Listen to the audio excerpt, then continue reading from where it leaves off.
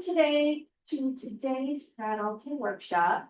The topic, as you can see, credit scores and reports. And that might sound really boring, but it's not, because this is all about you achieving your goals. And to do that, you need to pay attention to your credit. So that's why we're here today, and I'm glad to see you all. My name is Debbie Mikutsky. I'm the coordinator for services and programs at Graduate Student Legal Aid. And some of you I may have already met at past workshops, but I'm going to say it again. We're recording this. I want you all to know about legal aid. Number one, we have an attorney on staff, and his job is to help students with local legal issues, like you're having a problem with your landlord.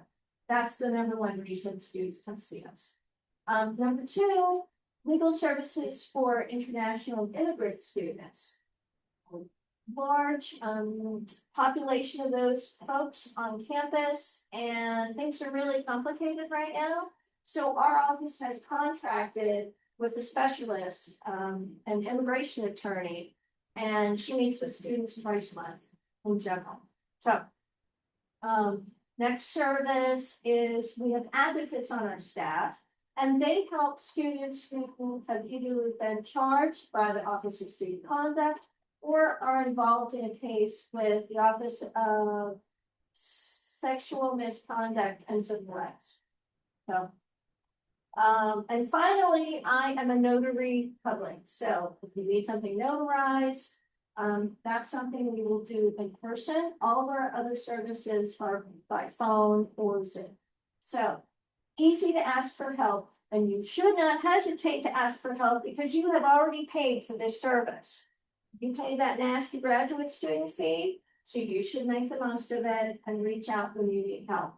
And if for some reason we can't help you, it's outside of the scope of our services, we'll refer you to someone that we think can help you. So, just a couple of notes. I want you to silence your phones if you haven't done that already. Please clean up after yourself. There are trash cans. We actually have trash cans in the back. So there's cans in the back, cans in the front. And let's see. I think I've said enough. Let's move on to our speaker. And by the way, I'm going to ask you all to sign in using the QR code on the back table. I know some of you have registered, but I need you to sign in because I have to prove that I did not eat this entire lunch by myself. So, okay, moving on. Wow, we have a great speaker with us today. This is her second time, right? Being a speaker with the GRadulting Workshop series. And her name is Syreeta Smith. And Syreeta is the vice president for M&T Bank. I'm sure one of many VPs, right? And she manages the bank right downstairs next to Shore. So you may have already seen her or her staff, but if you have a financial issue or a problem, or you just want to talk through something financially, she's a good resource for you. I want to say that she is now an adjunct professor at the University of Maryland. Woo! As well as at Johns Hopkins. Okay, woo! And you know, she is a great resource as an educator, a mentor, advisor. We are so lucky to have her right here in Stanton. So I'm going to turn things over to Syreeta. Take it away. Thank you. Thank you. Thank you so much. So I've kind of moved myself and relocated a little bit. I don't like to really just stand behind the podium or anything. I try to move around, and I may even cross the screen, just excuse that, but I like to move around and kind of be a little more interactive with the audience. So as Debbie shared, my name is Syreeta Smith. I manage that branch downstairs. I have my team down there with me, and what we do is we help. I'm going to get a little louder because I don't have a mic. What we do is we help students, we help faculty and staff. Also, I work a lot with businesses, helping them with their banking needs as well and lending needs. And one of the things that we do the most or get the most requests for, because I do these presentations all the time. I did one last week for another grad student life, I believe it was last week. I have a class, one of my adjunct lectures this afternoon at Towers Hall. Is that how you say it? Towers Hall? TAWES, however you pronounce that, this afternoon, and a couple more coming up next week. So I do a lot of these presentations, but one of the most requested is definitely the credit presentation. So I know that that's something that's really front of mind for students, especially grad students, as you get out here into the world and start to have to, make these purchases, looking at maybe getting a home, buying cars, et cetera, right? So this is a really good presentation. So I like to try to save the questions for the end if possible, so I can just get through the presentation because it is a lot of material. But, if there's something and you're like, you know what, I have to ask right now, then just raise your hand, let me know, get my attention. But if possible, jot your question down and hold it until the end. And I promise if there's a lot of time at the end left, if I can just go through, we can get to it, okay? Okay, so in the workshop, there's going to be a few things that we're going to try to accomplish, right? We're going to explore the importance of credit scores and the reports. We're going to learn how to access your information about your credit score and the report itself. Discuss strategies to build and improve credit. That's one of the main things when people have a lot of questions about how can they improve their credit? How can they, if they made some missteps, how do they get it back on track? What are some of the strategies? What are some of the things that we can do that help to boost that credit rating? Last, identify how to protect your credit from incorrect claims and fraud. And fraud is definitely on the rise. We see a lot of fraud these days, whether it is with, credit, someone doing something with credit, or someone, taking an account number, debit card number, something like that, and using it and not having authority to do so. There's a lot of fraud that is taking place. So we definitely want to know how we can protect ourselves from those things. Okay, so just of yourself, think of yourself here on this question. How well do you know what your credit score is right now at this moment? Think of your answer. Do you know what it is exactly? Are you someone who keeps track of your credit? Do you have an app that you're looking at? I know the banking apps sometimes will keep track of the credit and it will tell you can go in and you can look at that. And it's a good way to look at it without, any kind of implication or anything to your credit report. It just is giving you that information. Do you have a rough idea of what it might be? Do you not know, or are you one of the people who just don't know even what a credit score is? So think about that for a minute. Is there anyone who just knows what their credit is? You can just raise hand. You don't have to, think. Okay, perfect, great. That's good. That's a good many of you that know. That's perfect. So what is the credit score? Okay, the credit score is just a 3-digit rating. And it tells the lender how likely you are to repay your debts, right? So this is just giving the lender an idea about how likely is this person to repay us. That is how lenders decide whether or not they're gonna approve your credit. When you go in and you apply for something, the lender is looking to say, is this person going to pay us back? How much of a risk is it if we go ahead and give this person credit? So let's look at the different buckets of what the credit scores are. So the first one is going to be poor credit, is considered poor credit. If you have anything lower than a 579, that is considered poor credit in the eyes of lenders. When you move up to 580, 669, then you're fair in the eyes of lenders, right? Most lenders probably would say, until you get to about 670, 680, that is when you're kind of in the sweet spot, and most people are going to say, okay, we'll take that chance. Looks good. Unless you have a lot of debt to income ratio, that is a pretty decent credit score there, starting at 670 or so. So 670 to 739, good. All right. 740 to 799, very good. Now you're cooking with grease, right? Hot grease. that is when you're really in a good spot. You could pretty much go in and you're pretty much guaranteed that yes, you're gonna get some credit. You're going to get credit. You're gonna get approved. 800, 850, yeah. You can go out here and get whatever you want to get. Pretty much. Don't go crazy, get yourself in all kinds of trouble, but you could go out here and get whatever you pretty much want to get with a credit score like that, right? When we see people like that, we're like, yep, we got, this person's got it. Whatever it is that they're looking to get, they're gonna get it with this credit score, right? Okay. So just, remember, this is informational, okay? As you can see, the little disclaimer there. People kind of have their own guidelines, but this gives you a good idea of what everyone is kind of looking at. This is a pretty universal guide here, okay? All right, so let's talk about strategies to build credit. First thing you can do, open a line of credit. That's the first thing you can do. You want to build credit, open a line of credit, right? Let me just tell you something about the opening a line of credit. How many people in the room don't have any credit? No credit. You don't even have student loans or anything? No? Okay. So for the folks who don't have any credit, the very first strategy is to open a line of credit. A line of credit can be a credit card, it can be a loan, like a student loan, it could be, any of those things, right? An auto loan, any of those things are lines of credit. One of the things that we do, and I'll just give you an example to help people to get started, is we have something called a secured credit card.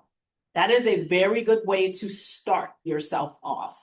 It is for people who don't have any credit at all. And what you're simply doing is you're taking a certain amount of money and you're pledging that amount of money, and that will be used as your credit limit. So the minimum that you can do for that is $250.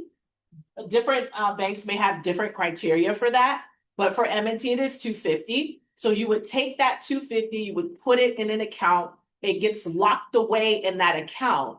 It's like a savings account. It gets locked away there. You can't just take the money out, but what they will do is give you a card it will be called a secured credit card, and it will have that amount of money available for you to use.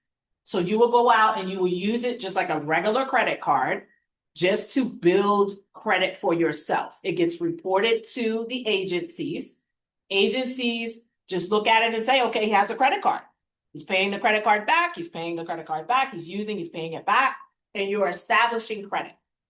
What you then do is 6 months to 12 months down the line of doing that, then the bank says, okay, great, this person is responsible. They paid us back. Everything is great.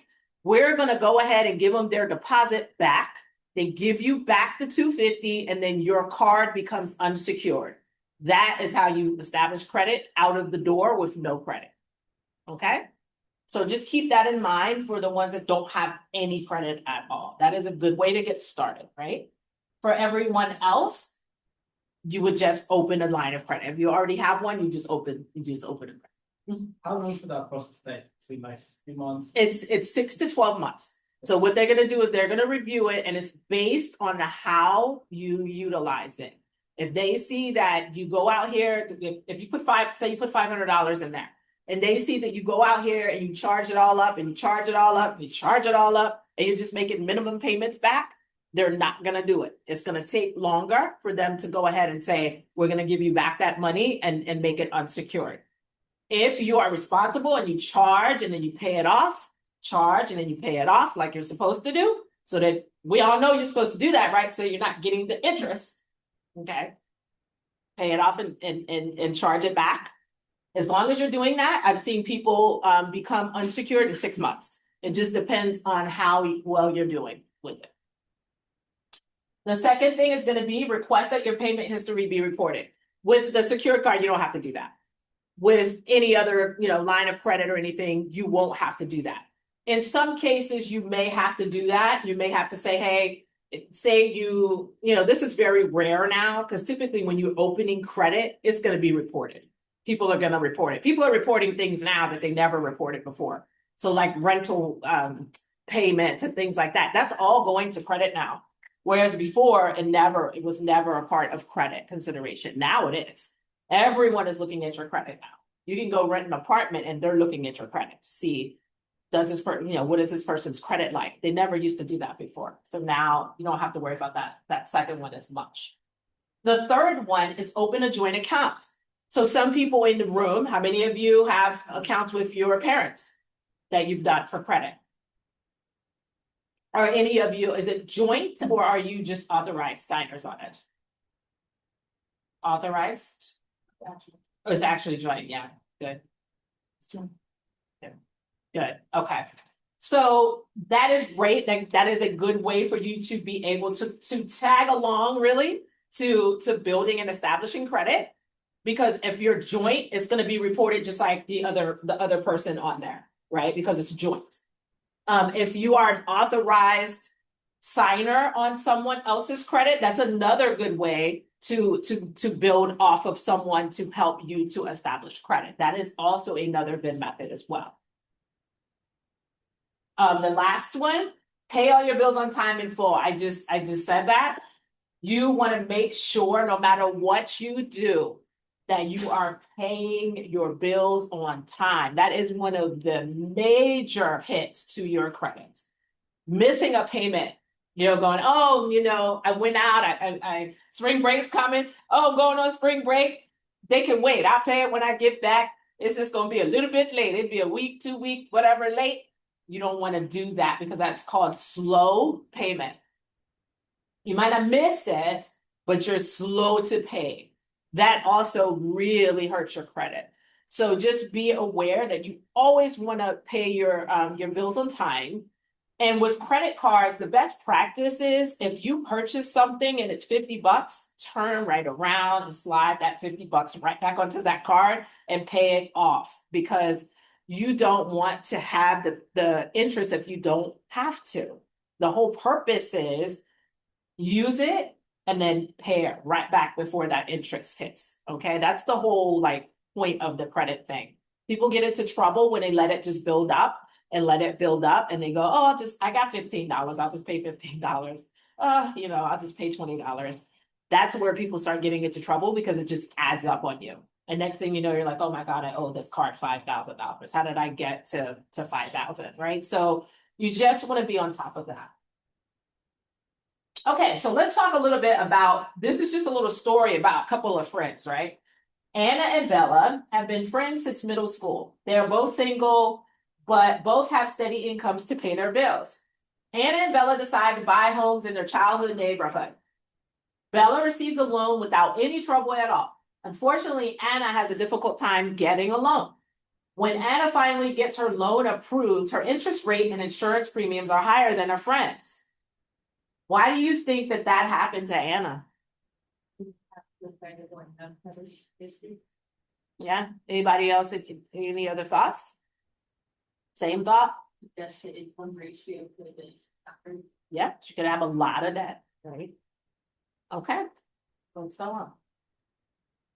So just keep that in mind. But that little story that I just shared. Okay, keep that in mind. Okay, so let's talk about the credit bureaus. And I think someone submitted a question about the credit bureaus, asking, what kind of are the differences between the credit bureaus. So there are 3 main credit bureaus, right, for the United States. Credit scores are based on the information that come from these 3 bureaus right here. These are the ones, all right, Experian, Equifax, and TransUnion. Someone was asking pretty much what's the difference, between them? And sometimes you'll look at them and you'll see that the score might be a little bit higher on this one and maybe the score a little lower than this one or what have you, right? The main difference, really, they're the same. Some of them may focus more heavily in certain areas. Like, for instance, I've noticed that TransUnion, they may have more healthcare stuff reported on their report. Equifax might have more, they may lean more heavily on if there's judgments or, collections and things like that, but they are the same. They really are the same, and they should be very close. It should not be where you see that I'm looking at TransUnion and my score is 50 points higher, and I'm looking at Experian and I'm, 50 points down or something like that. It shouldn't be that big of a swing. It should be very close. It should be very close. Any additional questions here on this one for Usually, there's having preference out of these three. some do. So like I said, some seem like they're a little more health, maybe if you have some healthcare stuff that you didn't pay or something like that, maybe some of them lean a little more heavily to that. Some might lean a little more heavily to utilities, like stuff like that. So some do have a preference because they want to see those kinds of things. That's what they're looking at. Like maybe when you go to rent an apartment and they're looking to see about utility usage or apartment or something like that, maybe one or the other may be better for that industry. But other than that, they should really be close, you guys. It shouldn't be some crazy swing. If you see something that's really off, then that's when you need to start reaching out to the credit bureau and saying, hey, you're looking at your report and saying, hey, something is not right here. Because maybe something is being reported there that's not correct. Or maybe, maybe they have something on there that shouldn't be on there. Or maybe there's some kind of fraud going on and you need to check your report and see, okay? Okay, so calculating the score.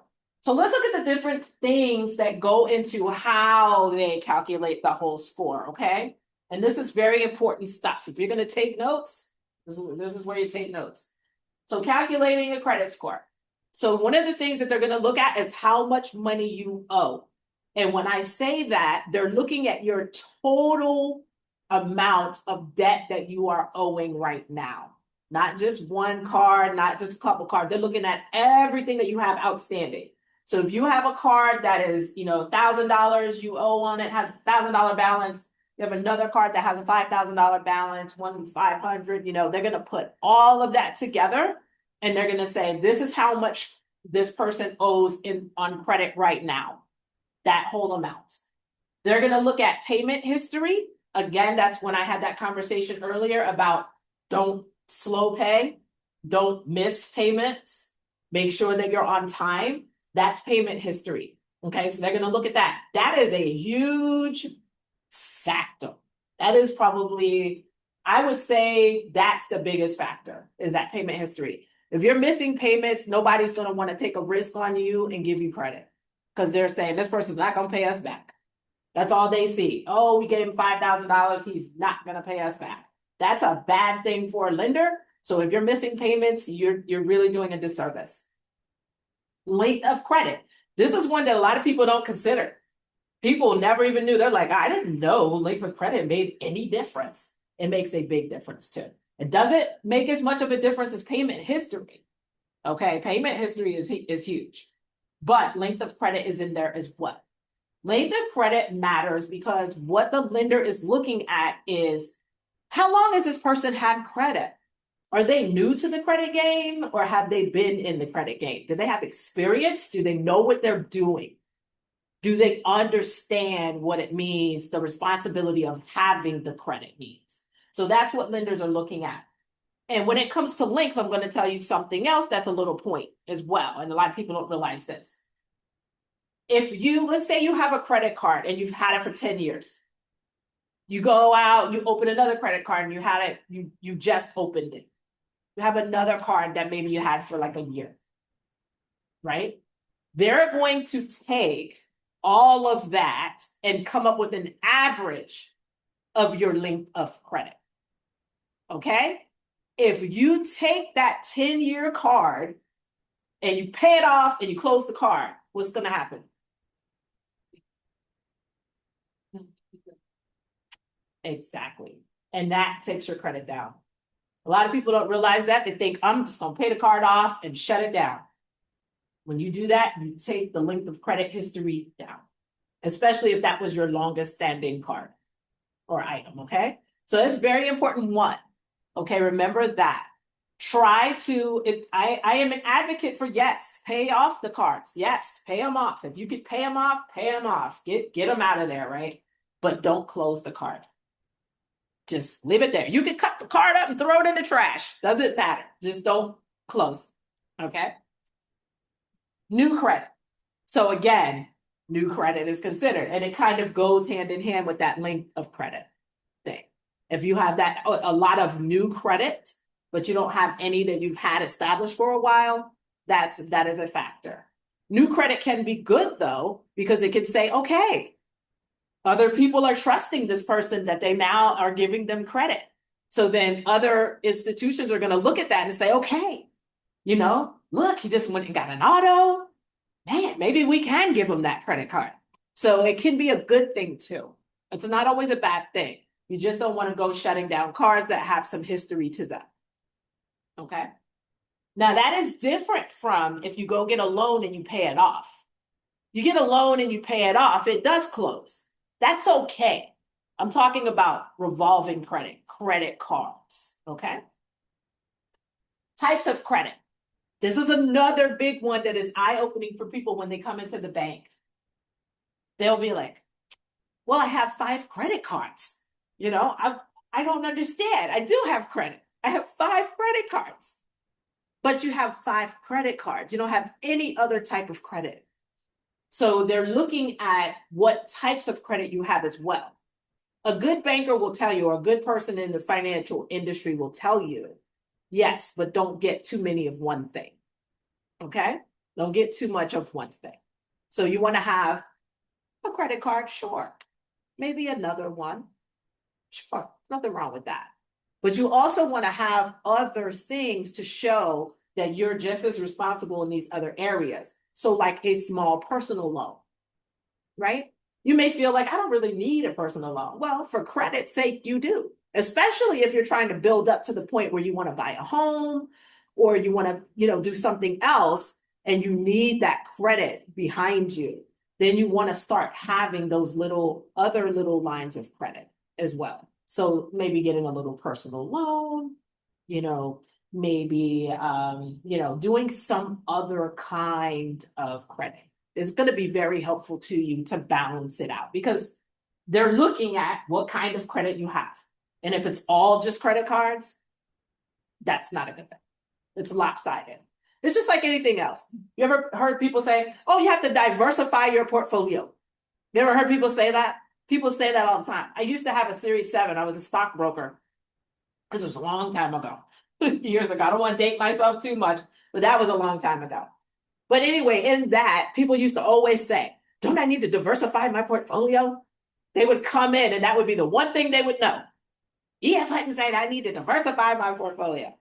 So I'm like, yeah, you do. You need to diversify your portfolio. So you need to diversify your credit portfolio as well. That is the same. It's the same thing. Okay, cost of co-signing. Remember I told you to remember Anna, right? Anna just bought a new house, but it is further away from work than her old apartment was. She needs a new way to get to work.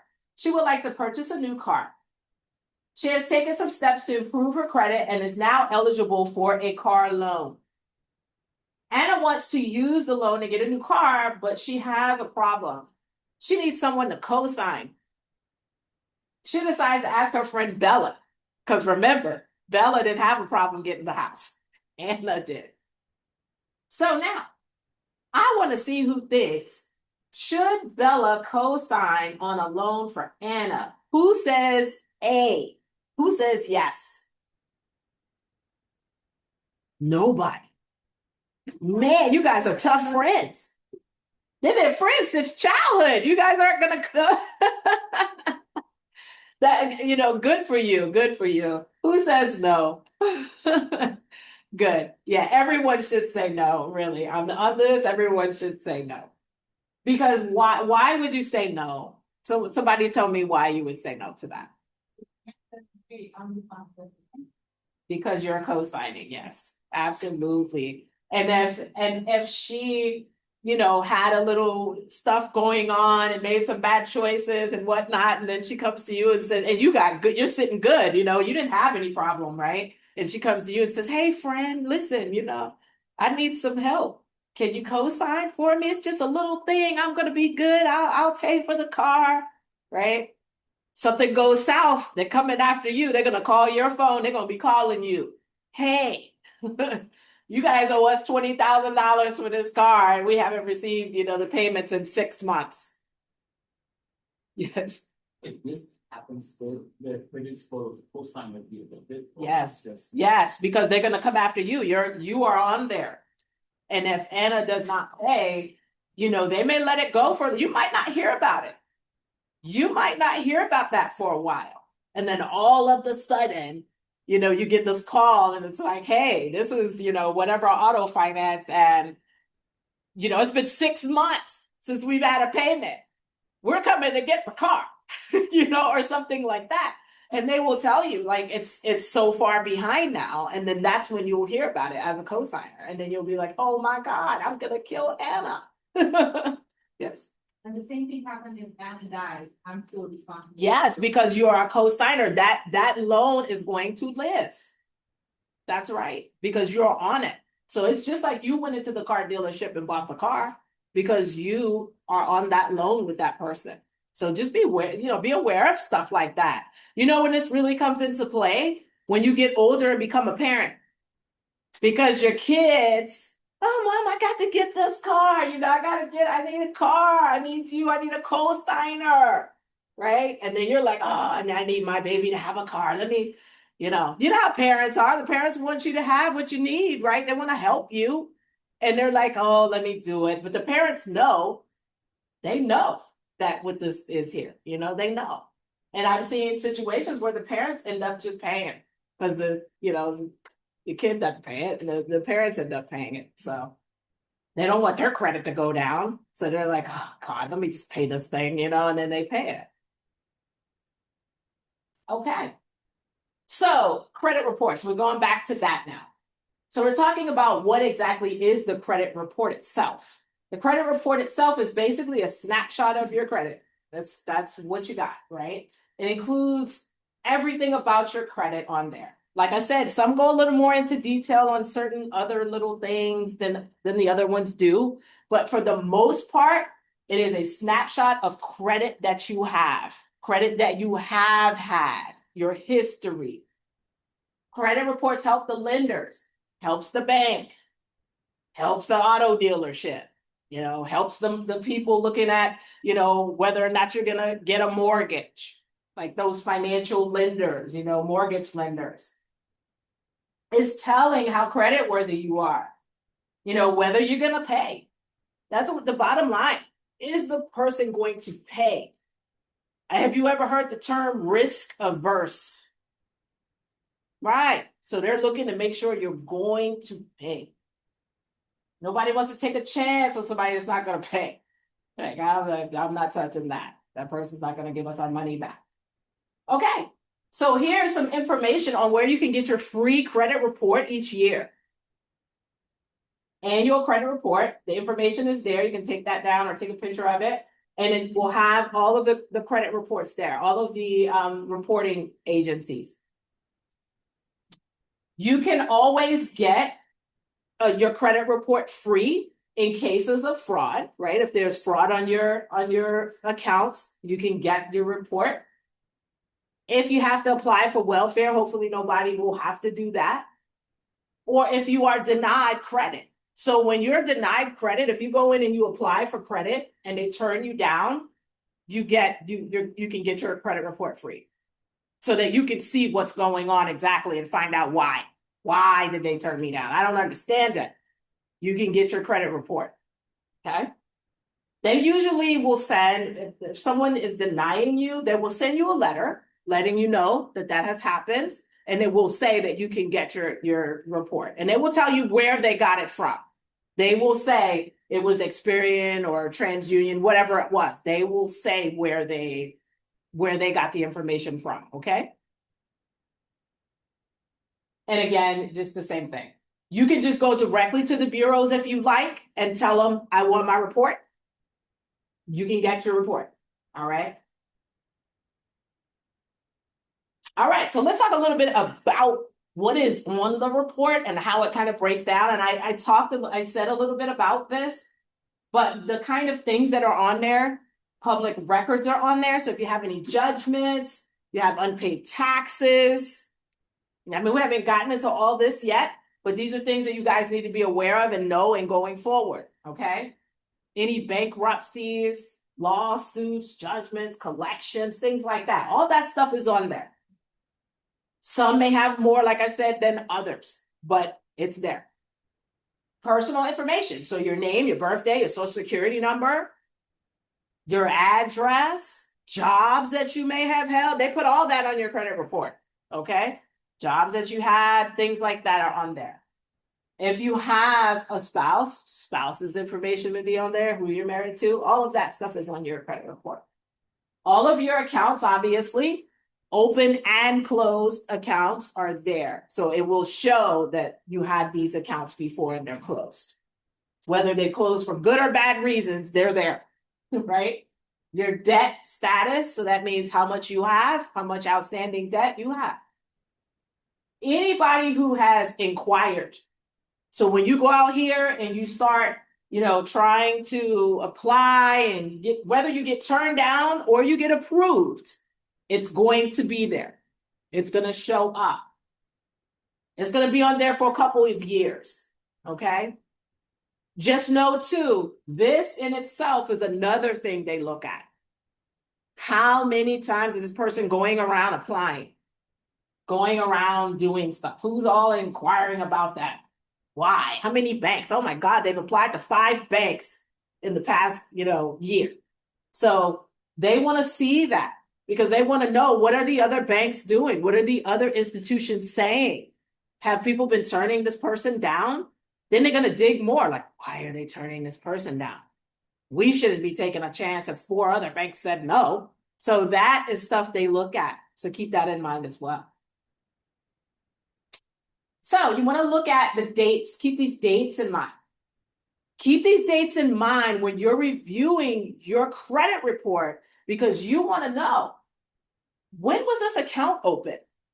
If you see something on there like, wait a minute, this is saying that an account was open last month. I didn't open any account last month. You have to know that stuff. Who opened some account for me, last month? I didn't do it. So you want to be very aware of the date that these accounts were open, and was that me, right? And know that it was when you did it. Okay, great. Yeah, they said I remember I did open that card last year. But if you see something that's not right on there, you have to raise your hand and say, hey, let me contact these agencies right now because something's not right. I didn't open an account. You have to know that. Dates of delinquency. So again, you want to be looking at, are they saying that you didn't pay? Now, let me tell you something. They can make mistakes too. Just because they say it didn't happen doesn't mean that's true. There may be some mistake or some issue. So you need to know these things so you can go back and say, wait a minute, I wasn't delinquent. I paid this or whatever. They're saying I'm delinquent, but I'm not. And then you want to go in and you want to make a case about that. Dates of public records, look at those things too. When did things happen?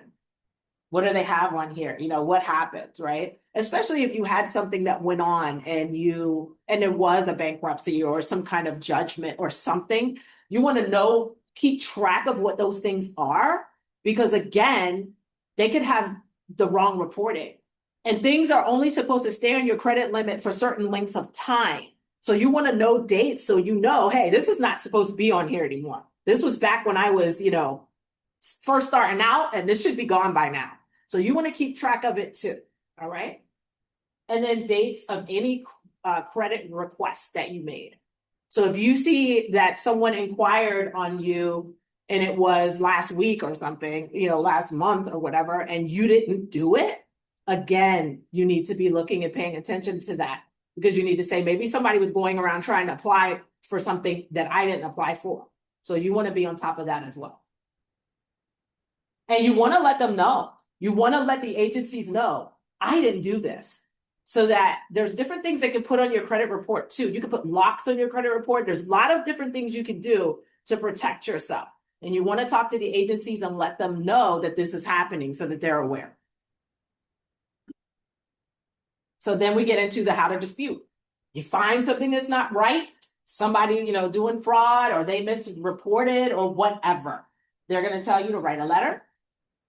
They may say you need to write the letter in to them. You send the letter, do it by certified mail is our suggestion, just so you keep track. Certified is going to say it was mailed out, somebody received it, you know they got it. Get the return receipt, they received it, keep those things, make notes of that, put it in your file, lock it away, make sure you keep track, because this is serious stuff here, especially when it comes to your credit. Credit is so important in the world. You have to have your stuff together when it comes to credit.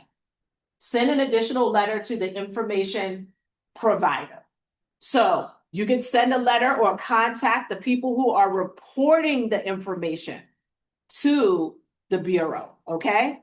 If you see that it is some type of lending institution and they're saying, hey, you didn't pay me, and you did, send them a letter to or reach out to them. A lot of times the phone number will be right on the credit report, right on there. You can call and say, hey, you're saying I didn't do this and I did, and I have proof. You need to take that off, and let them know. Don't be afraid to reach out and tell them this is not right, okay? Credit bureaus, that little note down there, they should respond. They are obligated within 30 days, okay? Let's talk about repairing credit. So that secured card I talked about earlier, that is not just for people who don't have any credit, but it is also for people who may have damaged their credit or may need to repair their credit. They can use the secured card for that as well. It's going to help you to rebuild and reestablish yourself, okay?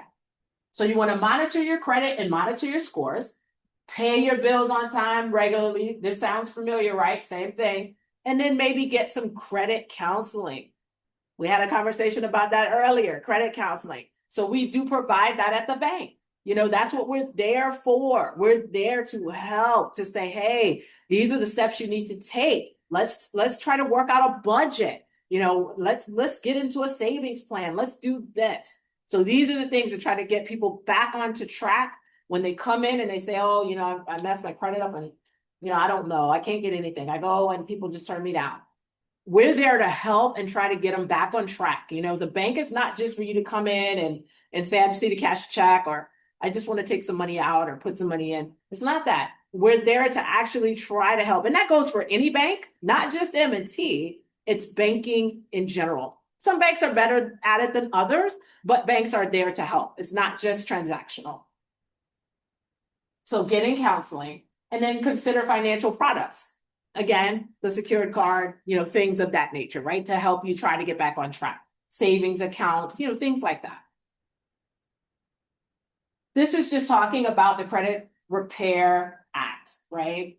It's just basically saying it's helping you against any kind of false advertising, deceptive practices. And this gets into where people are scamming, saying, oh, we'll fix your credit. I know you see all these credit repair advertisements. Oh, just give us $500 up front.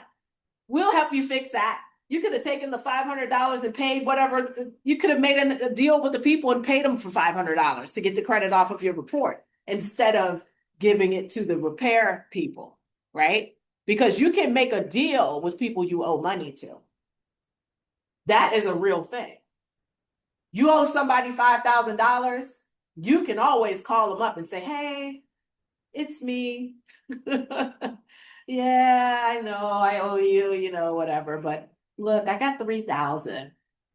Would that, if I pay the $3,000, would you guys please remove that?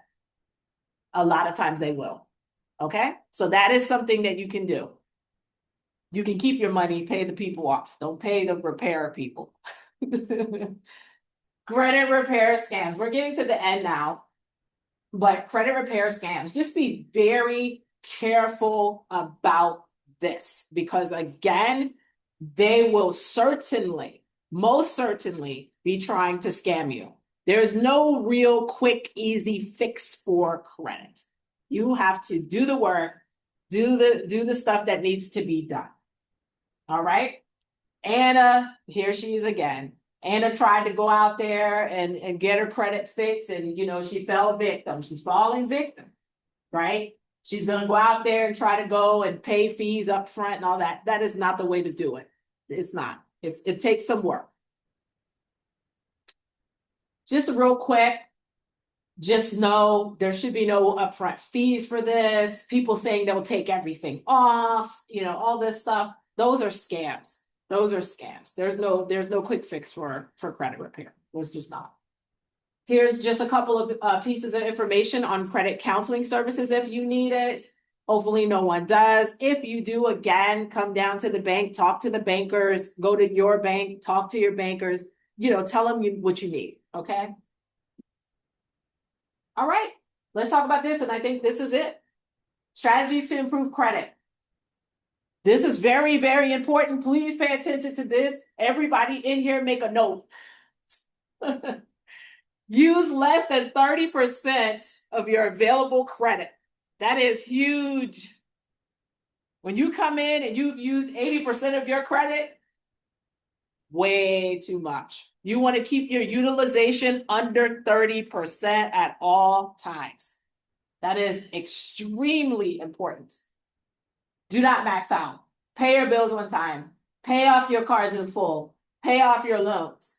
Don't apply for multiple things at the same time. Don't go crazy applying, right? Make a financial plan. Reduce your debt. Create and follow a budget, right? We have a whole presentation on budget. We help with budget.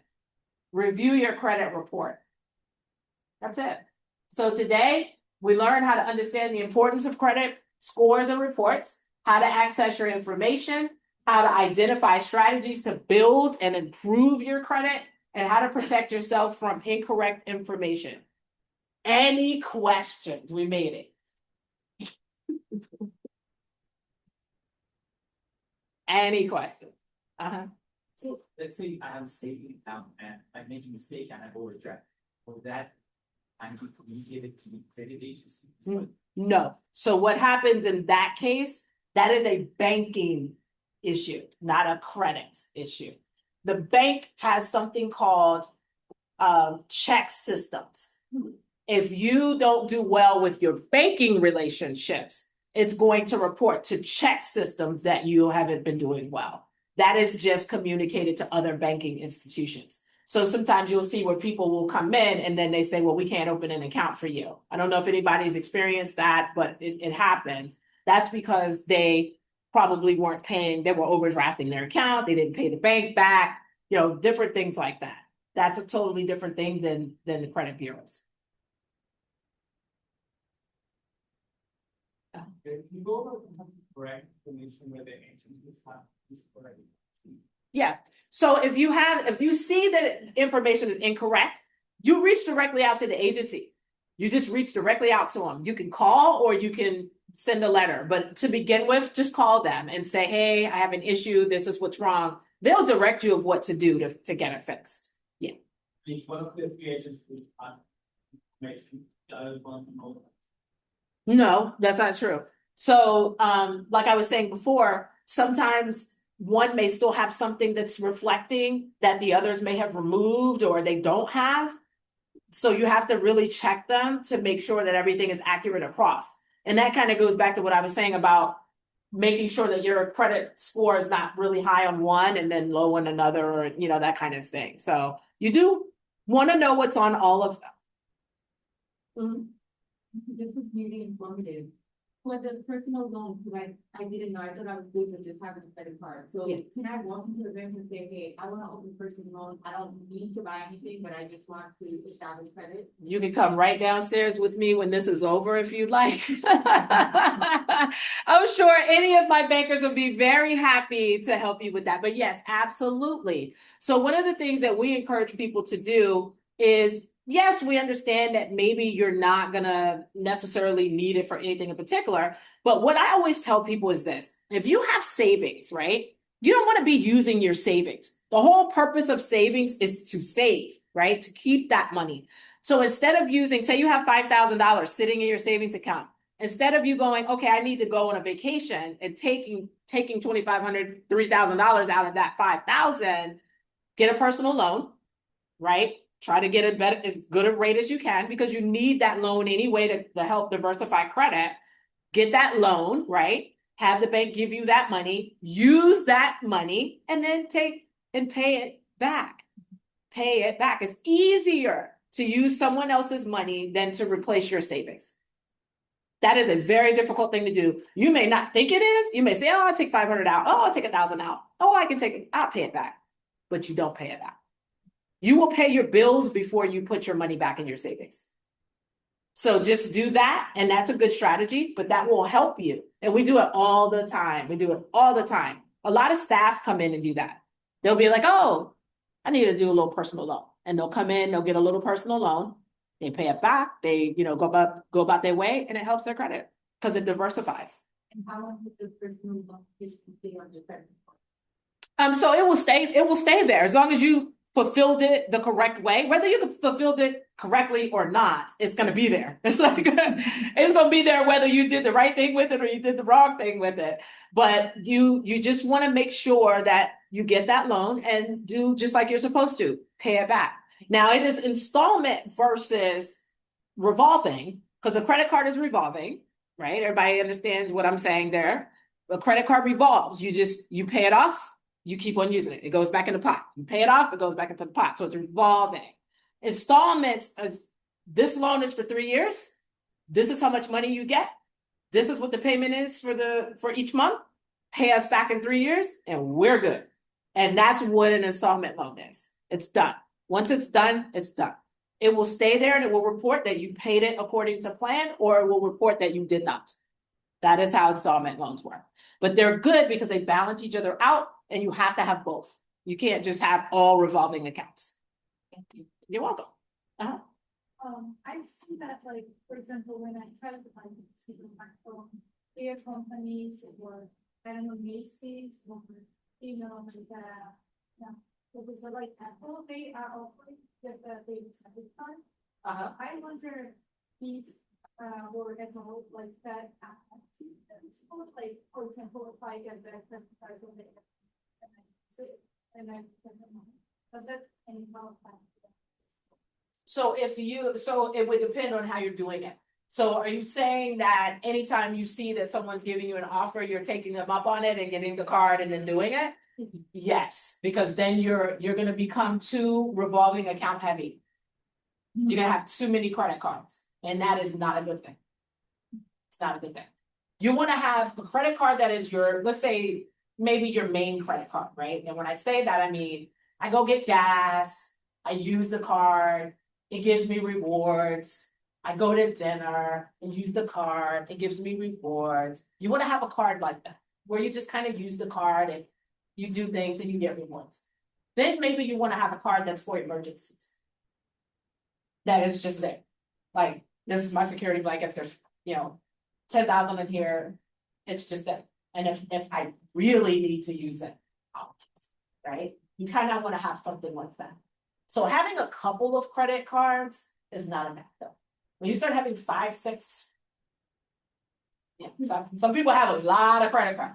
You start having a lot of credit cards like that, that is not a good thing, you guys. Be very careful about that, okay? And like I said before, it's not good to be closing them. It's not good to be paying them off and then closing them, paying them off, closing them. It's not good enough. So you have to be careful about how much credit you're getting and be responsible with the number of, lines that you're opening. If I have like 0 credit history and I'm starting a new credit card, so will I be starting with a minimum first? Yeah, so right now you really won't have a credit score if you have no credits. So earlier, like I was saying, someone like you would want to have like a secured card, because that can give you something to get into the credit game, and that will start to give you a credit score. Okay, so you can walk down with me as well. And if I have especially loan in India, so that history, You can see if it's reported, but I doubt it. I don't think so. Typically it's not. A question about credit repair and joint. So my credit is good, it's in like a very good range, but I'm getting next year, my partner is more on, like on the first side of things, thank you. So I'm trying to help, get better credit for to mortgage and stuff. Absolutely. So as someone that has good credit, what are the types of things I could possibly do to make it join on that would be beneficial? So anything really. You can do a card with him, as a good way to get started. He can do his own card, a secure card or whatever to get going, or to repair if he needs to, if that's the case. You can do, of course, you can do personal loan and put him on there as joint as well. You guys can do that too. Any kind of thing where you can purchase something, maybe like an auto, if you wanna start there, maybe put him on. Any of that would help. Does like, just like bank account in general have the same goals or more? No. Right, No. okay, okay, Not for credit, okay. not for fun. It has to be. We have time for one more question. I'm sorry, he had this thing, but. It's a really simple question. When you go from secure credit card to unsecured credit card, sometimes you can move on. Well, I'm sorry, I didn't understand. When you go from a secure credit card to an unsecured credit card, the fact also can you. No. Because basically for all intents and purposes, that card is the card. All they're gonna do is just give you back the deposit. But the card is still just the card. So it doesn't matter to the bureau because all they're seeing is that you have a credit card. They don't know the difference. The bank knows the difference. The bureau just sees, he has a credit card and he's paying it and here we go, and then that's all they care about. Can you stand for? I can. Additional- I absolutely can. Okay.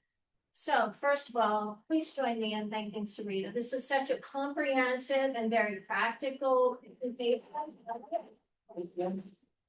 Wonderful, thank you. Everyone's gonna check their credit score, right? Right? How often should we check our credit score? Yeah, I would say that you now, this is gonna depend on whether or not you have something that you're trying to do. So for instance, you shared that you would like to be trying to get a home soon. I would say you would check your phone. So quarterly, maybe you can just be like, hey, okay, yeah, everything's still doing that. If you really don't, you can do it semi-annually and just say, oh, okay. Just as long as everything's good, right? Sounds good. So put a reminder on your calendars every 6 months or however often you need. Put it on there. It's important. You won't regret it. One thing I do want to emphasize is that when you all are going to be job hunting soon, sooner than later for some of you, some employers require good credit. Yes. Mine does, because it's a bank. Yeah. You can't even get a job. Yeah. You cannot even get it. I mean, I know they do it, but actually they do it for everything. They do it for everything. Tellers, bankers, management, it doesn't matter because it's the financial industry.